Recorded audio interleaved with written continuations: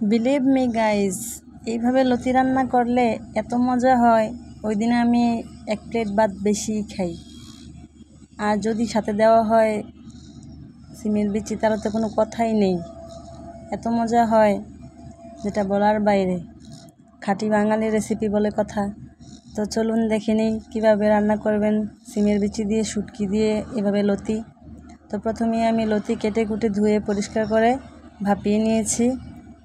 গরম পানিতে 2 মিনিট সেদ্ধ করে নিয়েছি। তো লতিগুলি ভালোভাবে সেদ্ধ করা হয়ে গেলে তাহলে গলায় আর চুলকাবে না। আর সিদ্ধ করে তারপরে আমি ছাঁকনিতে ঢেলে নিয়েছি। তারপর এখন রান্নার প্রসেস শুরু করব। যে প্রথমে কড়াইতে পেঁয়াজ কুচি দিয়ে ভেজে নিচ্ছি।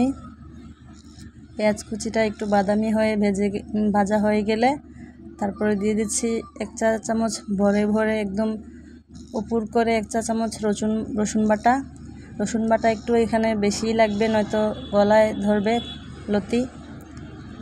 আর রসুন পেঁয়াজ ভাজা হয়ে গেলে এখানে আমি 3টা বাঁশপাতা শুটকি ভেজে নিয়েছি। আপনারা যে কোনো শুটকি দিতে পারেন। আর এখানে আমি সিমের বিচি আগে থেকে ভেজে রাখা এটা সিদ্ধ করে নিয়েছি। এটাই মেইন মজা হওয়ার রেসিপিতে মেইন উপকরণ যেটা।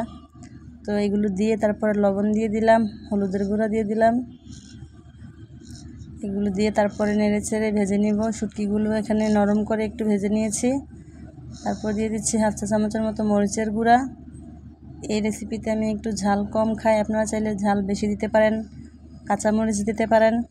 আমি এখানে কোনো প্রকার কাঁচামরিচ ইউজ করিনি, কারণ লতি আর কাঁচামরিচ দেখতে প্রায় একই রকম। এই জন্য ভুলে কামড় পড়লে অনেক ঝাল লাগবে, এই জন্য। আর একটুখানি পানি দিয়ে এগুলো কষিয়ে নিচ্ছি ভালো মতো। দিয়ে দিচ্ছি একটুখানি ধনিয়া গুঁড়া। এগুলো দিয়ে ভালো মতো কষিয়ে তারপর দিয়ে দিব ভাপিয়ে রাখা লতিগুলো। লতি দিয়ে তারপর একটুখানি নেড়ে চেড়ে সবগুলো একসাথে মিশিয়ে নিব। একসাথে মিশিয়ে তারপরে ঢাকনাটা দিয়ে ঢেকে রাখবো কিছুক্ষণের মতো। ঢাকনা দিয়ে ঢেকে তারপরে কতক্ষণ পরে আবার নেড়ে চেড়ে উল্টে দেব। তো এই লতিকে কীভাবে রান্না করেন অবশ্যই কমেন্ট করে জানাবেন।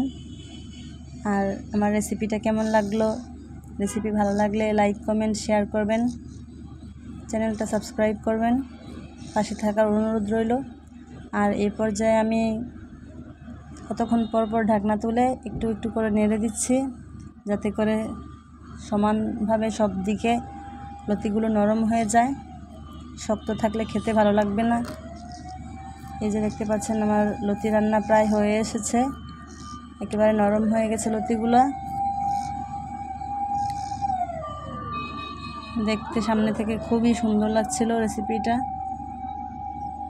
এইভাবে আপনারা চাইলে এখানে চিংড়ি মাছও ইউজ করতে পারেন। আমি চিংড়ি মাছ খাই না অ্যালার্জির জন্য। তো চিংড়ি মাছ ছাড়া এইভাবেই শুটকি দিয়ে সিমের বিচি দিয়ে আমি রান্না করি, খুবই ভালো লাগে খেতে।